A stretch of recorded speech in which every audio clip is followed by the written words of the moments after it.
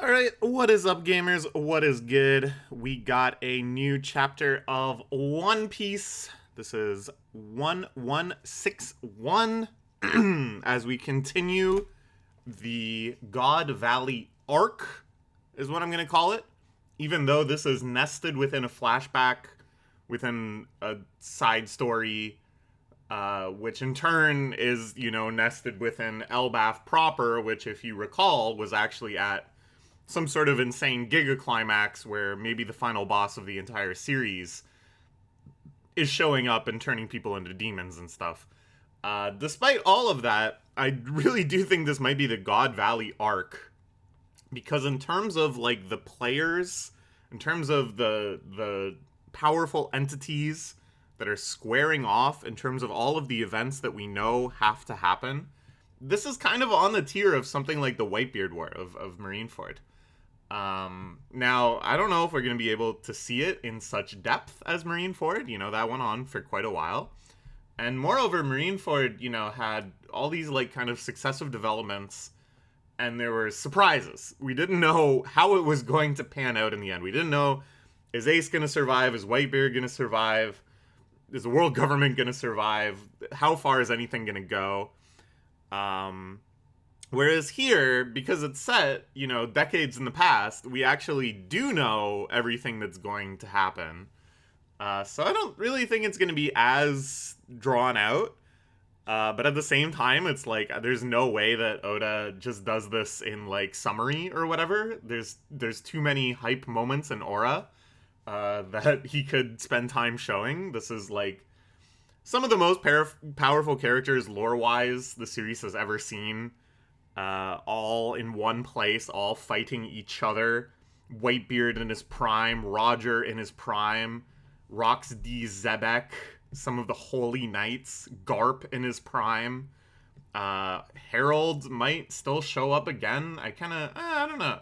It's like, I don't think so, but at the same time, this is like his flashback, if you recall. he's the one that's supposed to be the focus of all of this. Let's dive into the chapter here. I don't know. It's gonna be crazy. This is an absolutely crazy color spread to get things started. This is a color spread based on a request, which is very fun. We've been doing the Yamato cover story arc for quite a while, so I imagine there's all sorts of reader requests for cover pages that have built up. This is a very fun one, very silly. So many characters represented in these plushies. Oda, of course, knows the series better than anyone. You will not find a bigger One Piece fan than Oda, which I think is a great quality to have. Uh, it's a funny contrast with Toriyama. Toriyama being one of Oda's idols, Dragon Ball being one of the biggest influences on One Piece, up there with Jungle King Tarchan. And Toriyama famously would like actually just literally forget about his characters and be like, "Oh, Launch stopped showing up because I forgot about Launch." But yeah, this is a crazy. I love the giant Shirahoshi plush that Zoro's chilling out against. He's got the Mihawk plush that's fun. Boa Hancock plush, Carrot plush, big giant plush. Oh my! They should really make these. In the back, that's the Dan with Garp and Mariko, who works at the bar, and Ace and Raleigh and Whitebeard and Shanks and Sabo. That's the arsenal that Luffy is going for. And then, of course, in the treasure chest is frickin' Gaimon stuck in the treasure chest. Yamato up here, and Kinemon, and Momonosuke. Sanji's got, of course, the Babe collection. But there's the mayor of Windmill Village falling down. Sanji's got Kami and Viola, and the Vegapunk aspect named, can't remember. I could be here all day. There's a lot going on. There's Dr. Kureha in there. There's Tom and like the claw machine, Dr. Clover, Chef Zeph. Nami's got people close to her. There's the mayor of Windmill Village, or not Windmill Village. He's got the pinwheel. Mayor of Nami's village, which I can't remember the name of.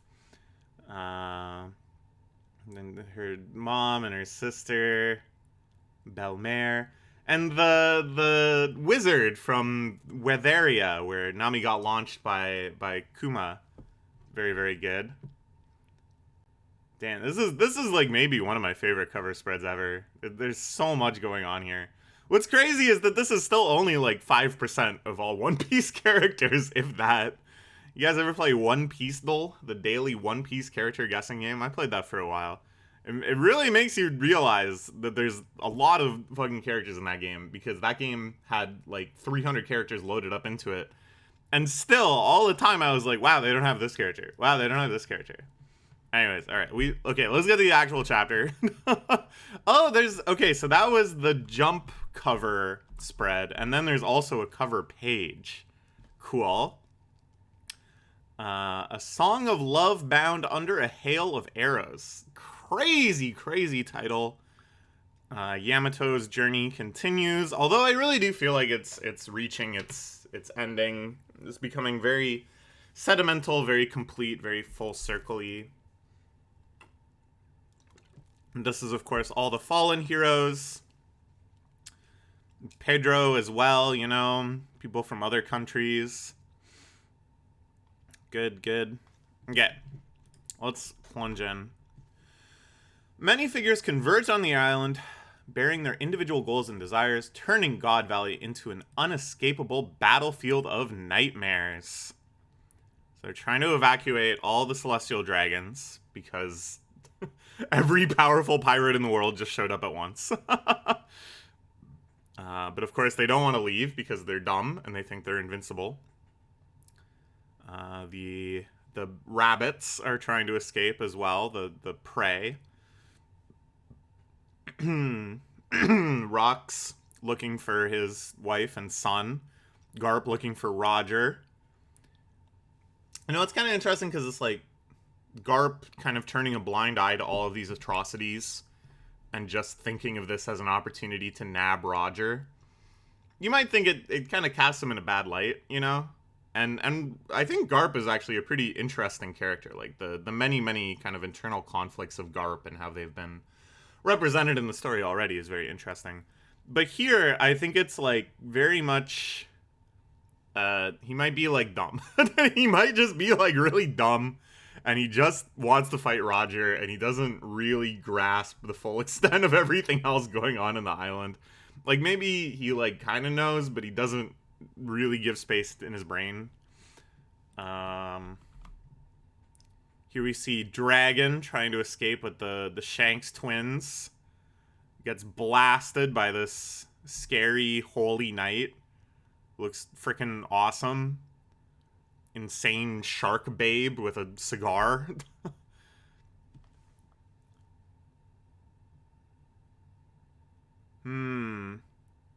Garling has a kid. Okay, so Garling knows that his kids have been rescued, basically. But Saint Maffy only sees the one kid. I see. Only way he can atone for being part of the sick, murderous game. Okay, looks like Dragon is about to die. What a crazy design, by the way. Like, what is going on here? Her head is like a volcano, sort of, and then she has the horns, kind of like, frickin'... Who is it that had horns like that? And then she's got, like, shark teeth? Whoa!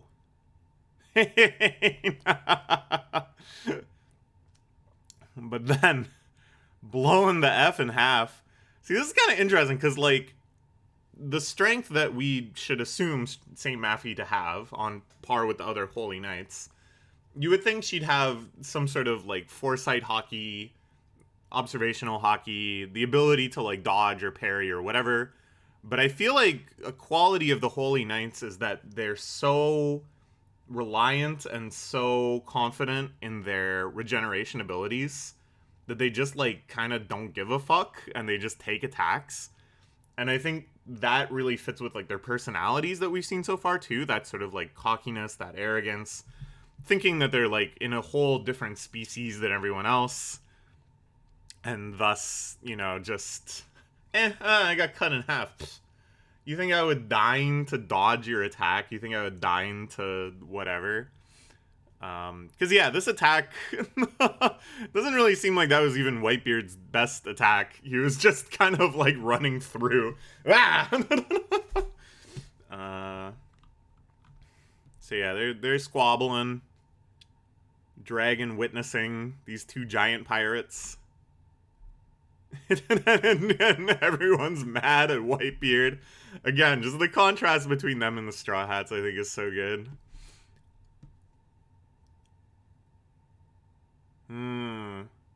Kaido's pissed off. Everybody's all pissed off at everybody. Unleashing massive attacks for legendary pirates of the era. What is happening to this island anyway? Yeah, and this is how the babies get split up. That Shamrock is grabbed by the Holy Knight, Saint Maffy, whereas Shanks lies abandoned. Sense a big catch up ahead. Found myself a first-class fishing spot. Garp just treating them all like fish is really funny to me. He doesn't have a clue what's going on. He's just like, there's a whole bunch of pirates here. Sweet. I'll get them all. I like that. Man, Garp is like freaking strong, dude. Right now we see the young man Whitebeard, the young woman Big Mom, the young man Kaido. Now Kaido, I think, just got stronger and stronger and stronger. I don't know about the other two though. I don't know. Are they in their prime later? Whitebeard certainly wasn't in his prime during the Whitebeard War. That was over the peak of the mountain. But the other guys, I don't know. At any rate, they're all still really freaking strong, and they're all running from Garp. Knowing that if they start fighting with Garp, they're not going to make it any closer to Shaki. Oh, and then Dragon sees his dad. See, it's like, it was never totally clear, like, because we know that Ace is kind of an adopted child, and it's like an adopted brotherhood between Luffy and Ace. We know Ace's real father, which, you know, maybe that will emerge in this flashback as well. Roger having a kid. But Dragon being Luffy's father and then Garp's son is one that, like, it's just never really been a question, and was thrown out with such nonchalance, you know, at the end of Ina's Lobby. That amazing scene where Garp is repairing the house.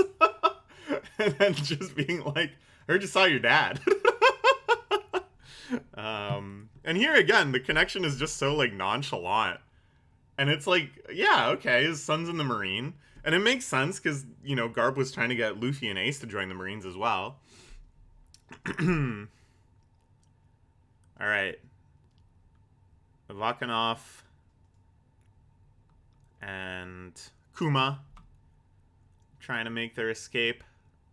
Call that Fireland? You couldn't cook prime rib with this. He's so cool! Holy shit. Might not be able to rescue your brother, but at least I've got you. Okay. No one gets out alive, resident or pirate. Okay, so this is another Holy Knight. This is interesting.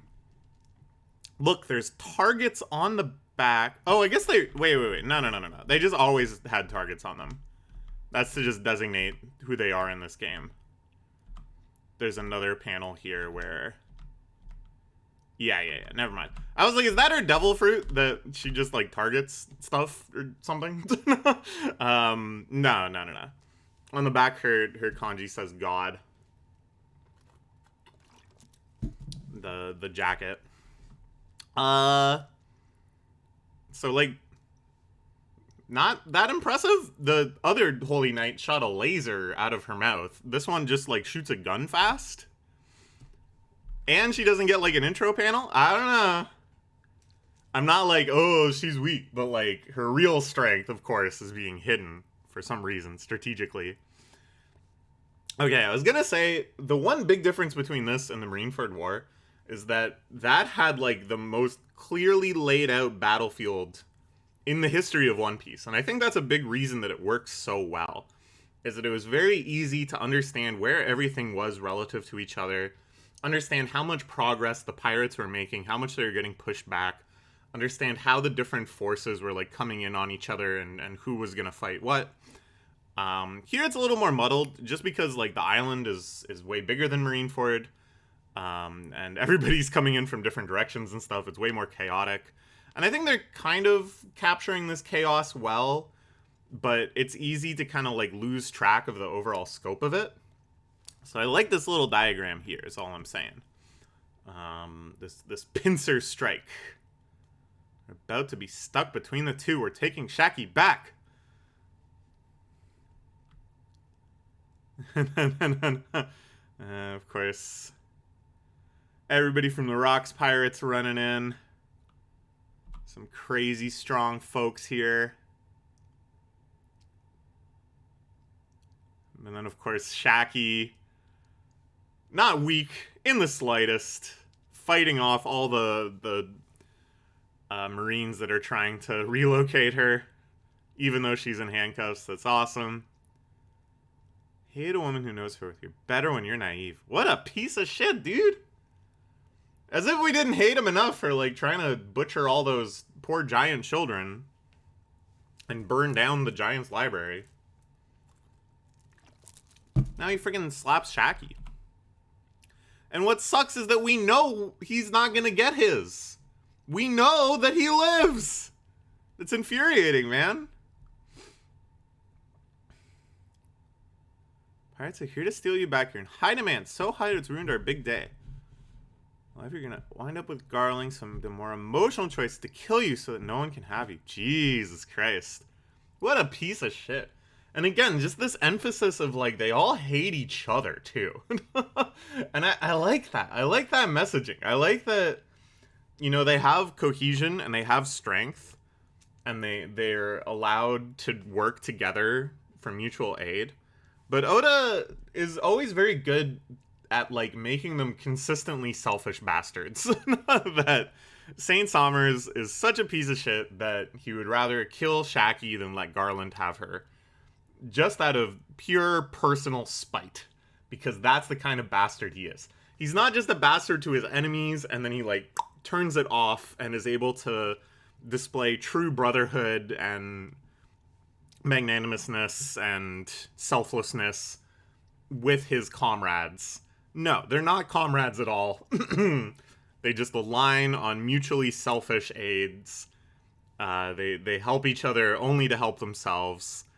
I think these arcs have really kind of emphasized the difference between the good guys and the bad guys in that quality, in the amount of selfishness they have at the base of everything. I think it's very well observed. You look at the real scumbags in real life, you know? They certainly have unity. They certainly act as one, but they don't love each other, and they're very, very eager to cut each other out whenever there's any opportunity to, whenever there's no benefit to keeping them on anymore. Well observed, Oda. They finally get here, battered and bruised. They'll find their beloved brutally slaughtered. I wonder how they'll react to that. What a piece of shit. Now here, the fact that we know it's a flashback and we know that Shaki lives. Whew, nice. That's actually a relief. It's really interesting, this whole, the idea of having such a complex, intense battle happening in a flashback where we know the outcome. Roger squaring off against Whitebeard, you know, we've seen this before in the Odin flashback.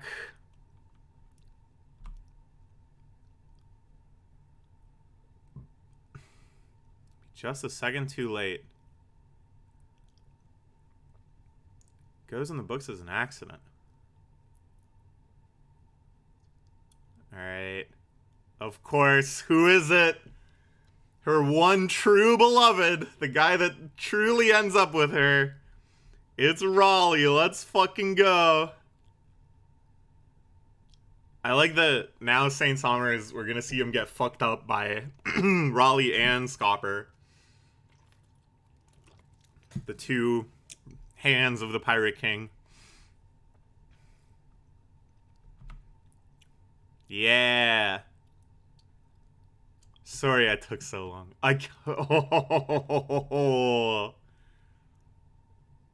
I like that Shaggy completely 180s her personality when Raleigh gets there. Like, she was holding up pretty good. Like, she was pissed off and she was a little freaked out. But she wasn't desperate. She wasn't crying out for help. She wasn't doing anything like that. She was maintaining a stoicism. She was maintaining a readiness to fight back to whatever extent she could. But then her hero, Raleigh, she switches gears and realizes that this is a moment to farm some intimacy from her beloved Raleigh. And then, of course, Roger is so pissed off. Okay, so the Roger Pirates are the ones to save Shaki. We're kind of like checking off the boxes. We know now the fates of Shanks and Shamrock. That's one, done. We know that Shaki gets rescued by the Roger Pirates. That's two. But there's still a lot to cover, you know.